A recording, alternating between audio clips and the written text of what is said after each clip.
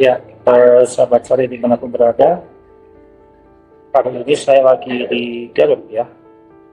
Dan materi yang kita bahas hari ini adalah eh, tidak terkait tentang memvonis ataupun menyerang siapapun. Yang saya tegaskan di sini dari awal, supaya menit demi menit pertama kita berdiri di posisi yang jujur dan tenang. Yang ingin kita bahas hari ini hanya satu pertanyaan besar. Benarkah narasi Ba'alawi ini hadir di Nusantara ini, dan hari ini apakah sudah kehabisan tenaga? Bukan kehabisan orang yang bicara, bukan kehabisan mimbar, tapi kehabisan narasi yang mampu menjawab akal sehat publik. Nah, kalau pertanyaan ini membuat sebagian orang tidak nyaman, ya itu wajar aja gitu ya. Karena ini bukan pertanyaan ringan, tapi ini pertanyaan yang menyentuh jantung otoritas, kepercayaan, dan sebuah legitimasi sosial. Ya justru karena itulah yang saya maksud di sini, yang pertanyaan tidak bisa dihindari sebenarnya. Nah, kalau kita jujur melihat sebuah realitas hari ini, apakah narasi Ba'alawi ini hilang dari ruang publik atau masih bertahan? Buktinya, kalau kita lihat ceramah masih ada, video masih rutin gitu ya. Kemudian pembelaan juga masih muncul, tokoh-tokohnya pun juga masih bicara. Nah, artinya apa? Artinya bukan sunyi, bukan mati. Tapi kalau kita dengarkan baik-baik, isinya ya itu aja gitu. Kalimatnya berulang dan seperti yang sudah pernah saya bahas sebelumnya. Oh, ini sudah diakui oleh ulama. Ini warisan para habaib. Ini soal adab. Jangan lancar pada via Nabi. Nah, pertanyaannya, apakah ada jawaban baru? Di sebelah publik mulai berusaha. Karena yang berulang bukan sebuah klarifikasi, tapi penegasan ulang, dan pengulangan bukan sebuah jawaban yang bisa menjawab pertanyaan. Nah, kalau kita lihat titik balik ya, munculnya tesis keimat, semuanya berubah ketika tesis itu muncul ke ruang publik. Bukan karena orangnya, tapi karena isinya. Untuk pertama kalinya, narasi nasab Ba'alawi tidak dikritik dengan emosi, tapi dengan kerangka ilmiah. Nah, kalau ditanya, mana sumber zamannya? Kenapa manuskrip muncul ratusan tahun setelah klaim? Kenapa ada lompatan generasi? Kenapa tidak ada pembanding silang dari jalur lain?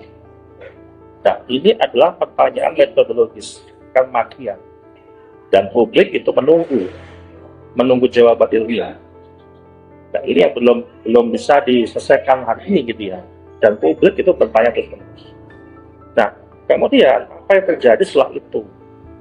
Yang terjadi itu bukan sebuah bantahan data, bukan tabel perbandingan, bukan manuskrip baru, bukan temuan lapangan. Yang muncul justru serangan personal, labelisasi, kemudian tuduhan niat, kemudian kami kurang adab. Pelan-pelan sebelumnya, pertanyaan itu berubah menjadi dosa. Dan di titik ini, publik mulai membaca satu sinyal penting. Kalau datanya kuat, kenapa yang diserang itu orangnya?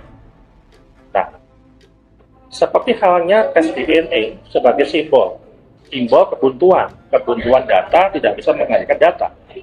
Tes DNA di sini harus dipahami dengan jernih. Ini bukan soal setuju atau tidak setuju. Tes DNA adalah simbol. Nah, sedangkan tahun 2020 ketika Nikita Mirzani menantang tes DNA, kemudian reaksinya bagaimana?